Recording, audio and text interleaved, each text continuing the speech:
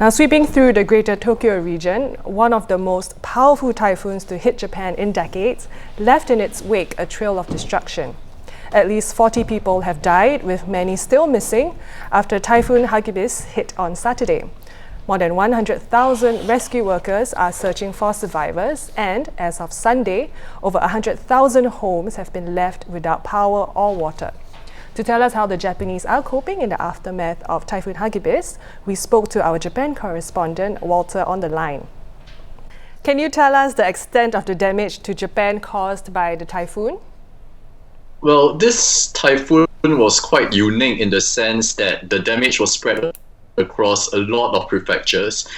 As many as 13 prefectures were under this emergency heavy rain warning, and these 13 prefectures really bore the brunt of the damage. There was widespread flooding in say rivers in Nagano Prefecture, in Fukushima Prefecture, and the extent of the damage I'm sure you can see on the screen right now.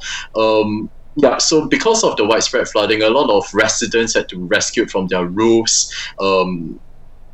At least 40 people died at the last count. Shinkansen trains were flooded. So I think this is definitely one of the worst storm disasters that Japan has seen in decades. Now, you experienced the typhoon yourself since you live in Tokyo. Can you tell us what it was like and what were you doing during the typhoon?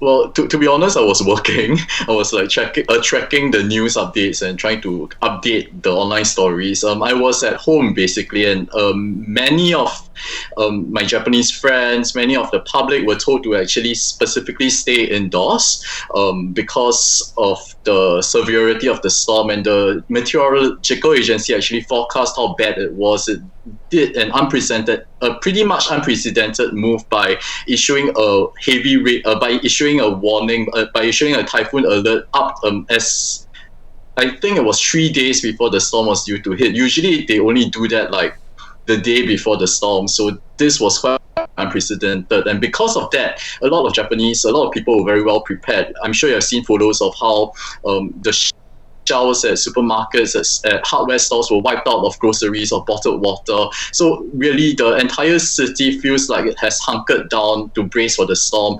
And to be honest, I think Tokyo was spared the brunt of the destruction. Sure, several rivers like the Tama River the Tama River that borders Tokyo and Kanagawa was flooded. Sure, the Sumida River at the foot of the Tokyo Skytree was flooded as well. Several homes were damaged, but I think because of how prepared the Japanese living in Tokyo were, there were no deaths in Tokyo at least. But you can't say the same for the more rural, the less cosmopolitan areas, of course. So why is that? Is it because they are nearer to the coastal area, so they were harder hit? Yeah, exactly. Because they were, for instance, the areas that because Japan's terrain is quite mountainous, and in areas which are more low-lying, especially if these areas are next to dams or next to rivers, they will definitely be hardest hit. Given that what is unique about Typhoon Hagibis is the amount of rainfall it lashed across widespread areas over 24 hours. So this inundated many systems, and because of that, there was the widespread flooding occurred. Now, there are many pictures that came out of this disaster. So for one, I've noticed the flood waters are very clean. And also, we've already seen the local people, the Japanese people, cleaning up as well. So they're not just leaving it to the firefighters or contractors to clean up. So is there something to be said about Japan's civic-mindedness and how they've dealt with the typhoon? Has their attitude towards it surprised you, or anything you want to comment on that? I think there's this saying in Japanese which goes shogunai, which means it really can't be helped. And I think this is the psyche that has been inbred in the Japanese because of how vulnerable Japan is to natural disasters. I mean, on the day of the typhoon, there was an earthquake that struck off Chiba Prefecture as well. So there has been typhoons, there have been earthquakes, and because of that, there's this mentality that whatever comes, they'll just deal with it. And so because of that, and this is not the first disaster I've reported on in my years in Tokyo. I mean, there was the heavy rains disaster last year.